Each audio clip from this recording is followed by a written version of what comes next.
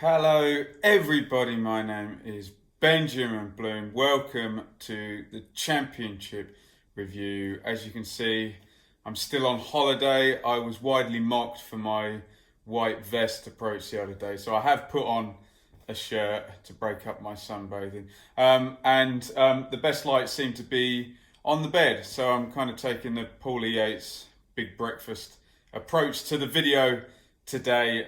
If you weren't around in the 90s, you probably won't get that reference. So we're up to game week number 3 in the Championship, and things slowly start to get revealed. I still say wait until the end of this week before you really pay attention to the table. We've got a 3-game week, and well, the first of those 3 games which we've just passed, and then there'll be 5 games up, so then you can kind of start to pay attention to things, because at the moment we have 5 teams up at the top tied on 7 points, no 100%ers, and we've got some pretty big names in the bottom 6. So I dare say things might shake out. Wouldn't read too much into it yet, but definitely some narratives starting to form.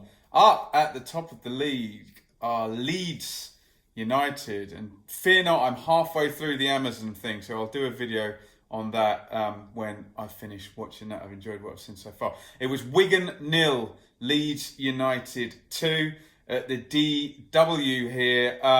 Williams with a red card after 21 minutes. Really, any idea that this was going to be a contest, which it really can be at the DW. Wigan, we know, have a good home record.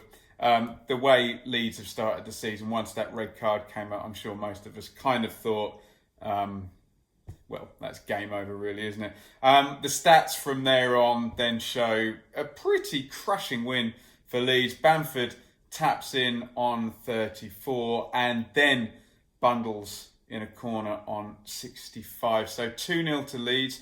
Bamford, the main man, with 2 goals there. That's 3 for the season for him. I still say about Bamford, the only issue I think last season was not taking those high percentage chances. Remember, Leeds tactically don't actually make that many low percentage chances. It's all about playing around the box and getting in and creating those big chances. I believe that Bamford just needs to take, 90% of the really high percentage chances. He's going to have a really good season. The argument that comes back to me, not necessarily from Leeds fans, but from fans of other clubs that Bamford has been at, is that in the big games, when those chances are not necessarily created, and you want him to do something a bit special in a tight situation, in a tight game, is he going to do it? I don't know. We'll wait and see. I think if he stays fit, he puts up a good total this season, and that's what Leeds were missing. They didn't take those high percentage chances last season. Leeds 11 looks really solid and settled. A lot of them played at Salford as well on Tuesday. It's just that injury issue, isn't it?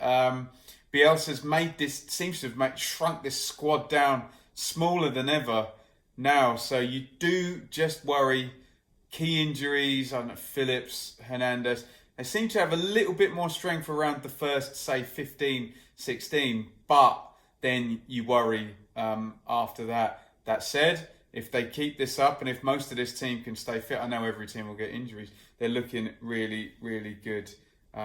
Leeds. Wigan can probably write this one off given the red card and move on. Wasn't going to go well with 10 men, was it? Wigan's season is not going to be defined by games against Leeds, let's just say. Although there was one big game against Leeds which did help define their season, so maybe I'll be wrong about that. We'll see how that pans out. Leeds are top, 7 points from 3. Wigan down in 20th, 3 from 3. And this is a prime example of not really looking at the table just yet. We all know that pretty much a point per game will get you safe in this division if you hit the 46-point mark. So, Wigan on this basis are going to be safe. But everybody overshoots for probably 10 games or so, and then we get the real points per game totals kind of figuring themselves out. Barnsley 2, Charlton 2. Charlton, with this super start they've had, 4 goals shared at Oakwell. Late equaliser from Charlton, who consistently seem to be creating and scoring big chances. 7 goals in 3 games makes them top scorers in the league. Does it? Have Reading caught them up after today? Pass, probably not. Woodrow on 34 for Barnsley, then Gallagher with the equaliser. Chaplin on 48 puts Barnsley back in the lead. And Taylor, again, he's getting in amongst the goals. That must be his third. I think he's scored in every game, hasn't he, Lyle Taylor? 89 with the penalty. Hugely impressive start from Charlton. Like I say, this ability to get goals is looking really, really strong. And with a lot of promoted teams, the pattern of play is often already sorted and better than certain teams that are kind of getting their act together and bringing in new players and bedding them in. We can think of a few of those. So Charlton really taking advantage and keeping momentum up. Lecco and Field seem to have been integrated in over this week. We haven't seen KL yet. So good job by Lee Bowyer. Barnsley, 1 in each column so far. They'll probably be happy with the start, especially with that impressive win over Fulham, showing what their real upside is. Let's see how it pans out for both teams. They may converge a bit closer together than they are at the moment. Charlton second, 7 from 3. Barnsley 14th with 4 from 3. Third place, West Brom, and it was Luton 1, West Brom 2. West Brom coming from behind, a real quick bang second half double, 3 minutes apart from Dean Garner, the sub, the lone guy from West Ham, really coming on and having a big impact on this game. Slaven Bilic says it was the whole team, but when one player comes in and does that within 6 minutes of half time, then it kind of points the praise in his direction really subliminally. 15 minutes, Cornick, bullet header this one from Craney's cross. As I say, 45, Dean Garner comes on as a second half sub. 48 makes space, drills a lovely low left footer into the corner. And a really clever, real great instinctive goal, this one on 51 from the same player. Kravinovic with the shot gets deflected and he kind of throws himself at it. Much harder chance than it looked, but he made it look really, really easy there. So 2 goals from there. Big miss from Charlie Austin, who did get off the mark in the League Cup in midweek, but didn't score in this one. He hits the post from pretty much half a yard out at the end there. So it's the end of Luton's huge unbeaten home run, which went 28 games or something throughout, most of last season. That must be all of last season, mustn't it? It was 28 games, yeah. So that comes to an end. It's been a hard start for Luton. Borough, a recent Premier League. Cardiff, a recent Premier League. So West Brom. And I don't think they've disgraced themselves at all. A lot of upside in what Luton have done on the pitch and off it as well. They seem to have got some strength. They know their system. I think they should be able to pick up some points as we go through the next games. West Brom are winning whilst integrating the new players. That's a good combination. I don't know what Bilic is going to settle on. He probably doesn't know yet. But Pereira off the bench yesterday. Obviously, Dean Garner as well. Austin is starting. So looks like that's what the team's possibly going to be as we go forward. Let's see what he does. But while you're figuring stuff out, if you can snick a 2-1 win at Forest like they've done and a 2-1 win at Luton, not a bad trick to be pulling. West Brom third, 7 from 3. Luton 21st, 1 from 3. But if I were a Luton fan, I would look at the performances in all the games. 3-3 fighting draw with Borough, 96th minute defeat at Cardiff, and this one against West Brom where you lead for 30 minutes as well. I'd be looking at the performances rather than the single point in the column there. Fourth, Swansea 3, Preston 2. Quite the game here. 5 goals at the Liberty. Swans running out winners. Stats say a tight one and Preston probably a little unlucky to lose. Rafferty, the Preston fullback, his first goal for North End. Might have taken a little nick on the way through, but well forward and having a pop from the edge of the box. Right. end of the stoppage time for the first half. Baston, he's already scored as well this season, hasn't he? Signed for like 15 million quid a couple of seasons ago. I was worried when McBurney went. I'll be quite honest, I didn't even know this guy was on the books and an available possibility, but he's more than that. It's a great goal as well. As Van der Horn steps out, ball's on the floor, high fullback, into the box, low assist, ball doesn't leave the floor, and Baston puts it in. Real Graham Potter's fingerprints all over that one.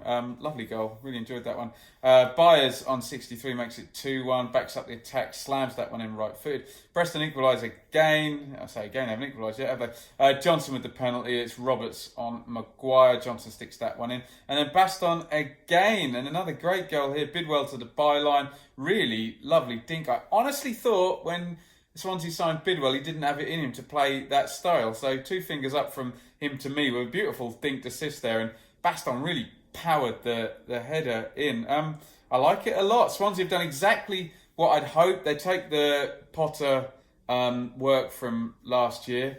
I worried about James and McBurney, but Baston is getting the goals. I think AU is still there and contributing. Good start by the Swans. Preston, I think, are artificially low at the moment, coming up against Millwall and Swansea in good moments. You tell me if I'm wrong about that. They seem to be on the end of tight defeats in both of those games. So Swansea 4th, 7 from 3, one of the group there. Preston 16th, 3 from 3. 5th place is Millwall. They beat leaders going into the game. Sheffield Wednesday 1-0. Continue their excellent start, and this is a really hard for win. 37.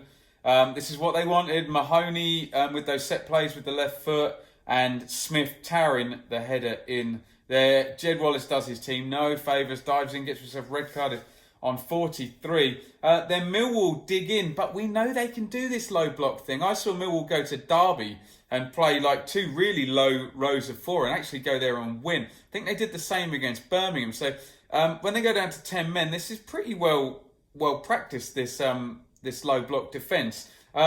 And really nice from my point of view as an Ipswich fan to see Białkowski making 9 saves in this game. Didn't have a good season last season. Loaned on his upside and his reputation. Looks like he's settled in well, and certainly important here. 63% possession, 17 attempts on goal from Wednesday. And like I said, Białkowski 9 saves. So brilliant rearguard show from Millwall to get through and get another win. They're unbeaten. They've added attacking options to an already sort of solid defence. They kept Jake Cooper as well. I like it a lot. I do like it. And we've seen Harris start with different options. All the games, Ben Thompson all the way back in a sort of number 8 position this week, and O'Brien and big guy Smith up front. Bradshaw's being used now. He's over his injury. There's Bodvarsson hasn't featured much. Looks good for Millwall, doesn't it? Really good start by Wall.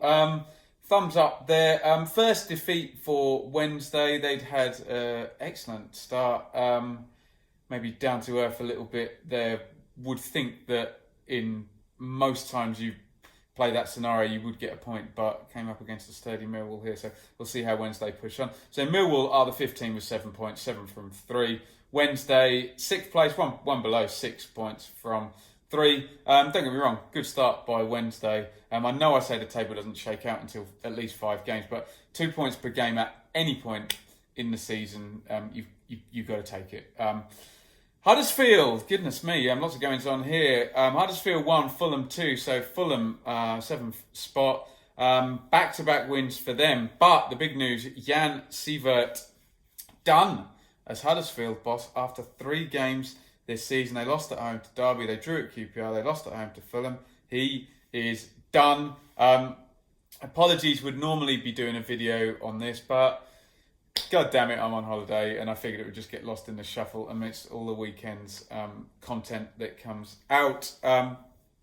We never know the full story with these seconds. We're not in the dressing room. We don't know what's going on with the players. I hope they have an idea who's coming in so they can kind of organise themselves. I haven't checked the odds out or anything. We know that Huddersfield the last couple of times have gone foreign, haven't they? So we'll see what they do this time. In this game, though, 51 minutes, Mitrovic, he powers in at the back post. A bit of a weird one. The defender sort of looping it up in the air. Mitro's second of the season. I said it about Bamford for Leeds. Mitrovic, again, these players in these top teams, they've just got to take the big chances and they will get a ton of goals. 57, Grant, excellent header, his third of the season, just creeping over the line. Ref needing to watch for that one. 80, though, lovely goal for Cavaliero. There was me thinking Cavaliero was about pace and power. Lovely one here. Bends this one, side netting. Great goal on 80 minutes. I said in the preview of Fulham, click with what Parker's trying to do with the slow build-up and Arter as kind of the fulcrum there. Their first 11's really, really strong for this division. I got a comment on that video saying, well, they clicked in the second half of this game. We'll see whether that transpires to be true. But can't argue with back-to-back wins since losing down at Barnsley. Good stuff from Fulham. Parker praising their bravery, knowing that some fans can be impatient about the really slow build-up that we saw in the last game. I saw live in the last game at Blackburn. Huddersfield, like I say, very quick to act, so we'll see who comes in. Poor start from them, and Siwa is the first to go, pays the price. Starts the role of dishonour for this season. How many will we get? Will we get over or under 10 fired this season? Let's see what happens. Fulham 7, 6 points from 3. Huddersfield 23rd. 1 from 3 for Huddersfield. Stoke 2, Derby 2. So Koku still unbeaten. Jones still can't get a win. 2 minutes in, Waghorn, lovely round the corner finish here. Dale feeds him in. He spins that one in. First goal of the season for Waghorn, obviously with my huge Ipswich bias. One of my favourite players there. Waghorn did a great job for Ipswich. Allen, miss of the season here. I said about Charlie Austin, similar one here. Allen hits the post from standing on the post. Lindsay powers in for 1-1. Stoke then hit the bar for what seems to be the 100th time this season. They're just a bit unlucky or either poor finishing in front of goal, one of the two. 56, Hogan gives Stoke the lead. Dovetailing well with Gregory there, slides it across the box. Hogan with the finish. And Waghorn with the pen for 2-2. Waghorn should have got the hat-trick though, clear. Minutes later, tries to dink it over, but Butland makes the save. Derby will probably be happy with their start. 2 away games in the 3. They look nice and solid. Team shape looks good. They're not losing. And Koku seems to have been integrating himself quite well. Stoke, I don't know what's going to happen here.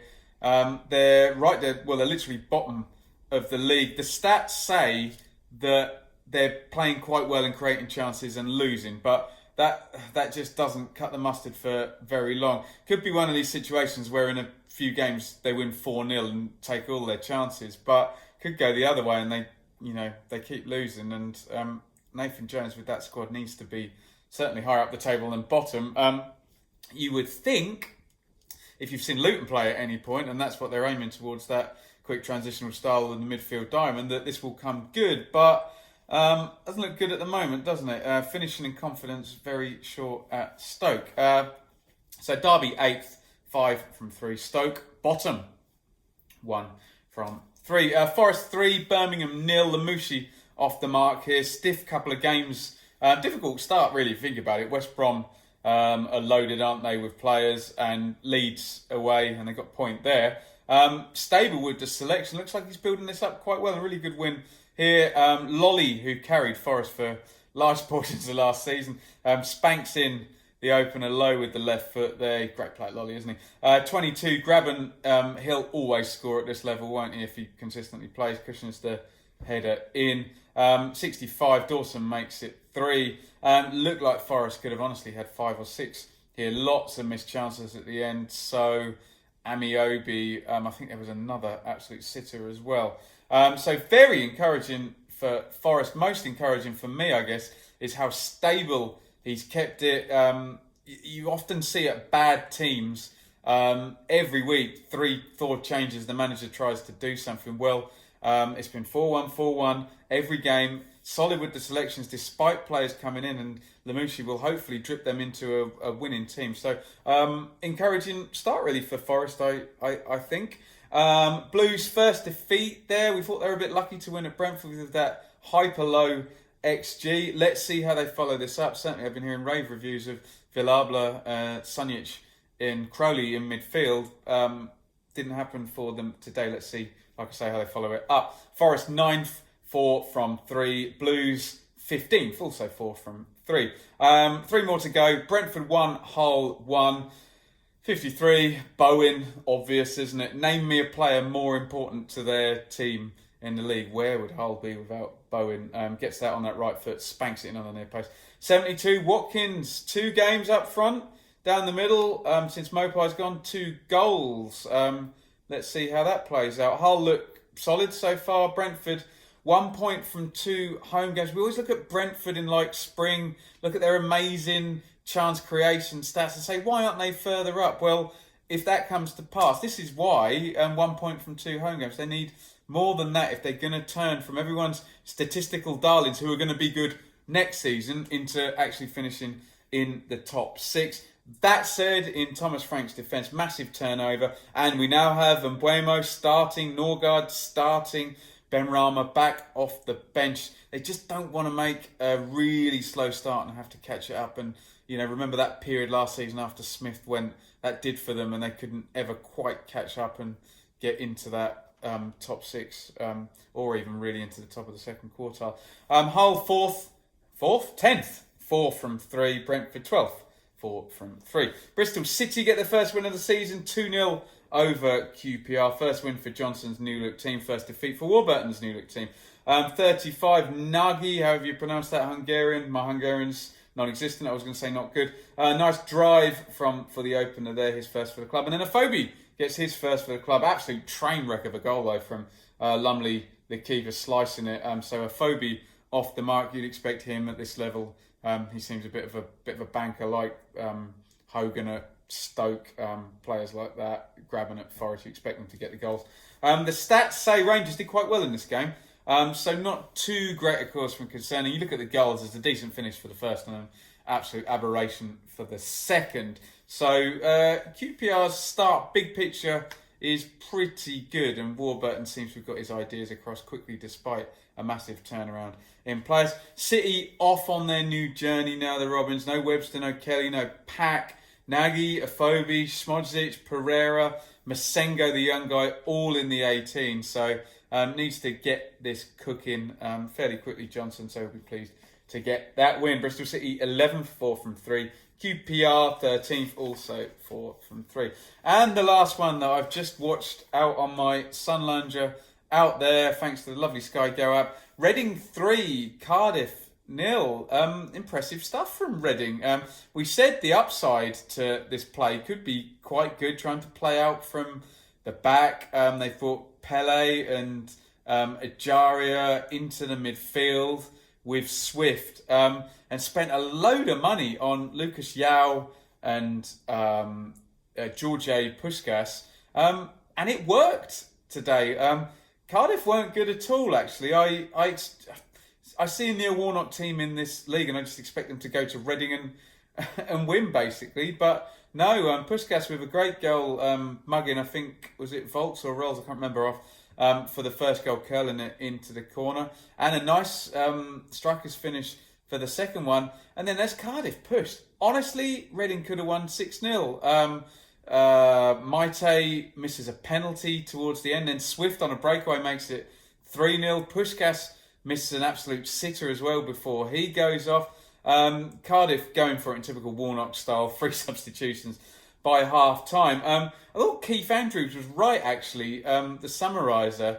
He said Cardiff almost seemed better doing what they did 2 years ago and really, crap housing it and throw-ins down the line and being horrible to play against. A bit more open today and just didn't work at all. So we'll be interested to see how back to basics Warnock goes with his Brexit is Brexit football, which really does work in this division. And he's got good players and parachute money, obviously. So, big thumbs up for Reading. I did not tell you their position, did I? Reading 17th, 3 from 3.